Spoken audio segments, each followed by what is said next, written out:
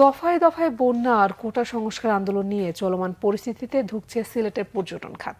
গেল 2 মাসেও দেখা মেলেনি কোনো পর্যটক। এতে হাজার কোটি টাকা ক্ষতির মুখে পড়েছে সংশ্লিষ্ট ব্যবসায়ীরা। সিলেট থেকে দীপু সিদ্দিকের রিপোর্টে বিস্তারিত। ক্যামেরায় ছিলেন মোহাম্মদ আজমল আলী।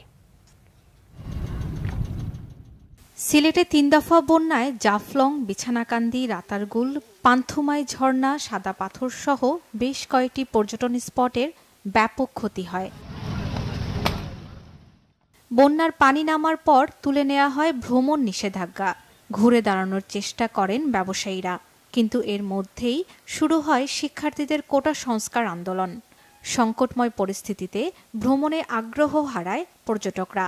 হতাশ হোটেল মোটেল সহ এ খাতে জড়িতরা।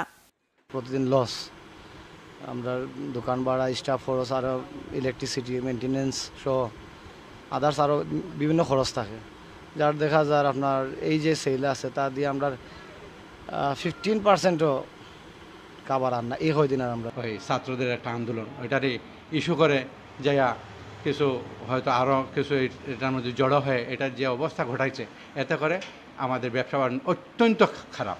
এখানে বিক্রি কিনি বেশ ভালোই চলছিল, কিন্তু বন্যা এবং এই সহিংসতার কারণে আমাদের একটা বড় ব্যবসায়িক ধাক্কা খেয়েছি আমরা। একদমই পর্যটক শূন্য বললে চলে এবং সিলেটের পর্যটন খাতে মারাত্মক আমরা ক্ষতি সাধনের মুখে পড়েছি।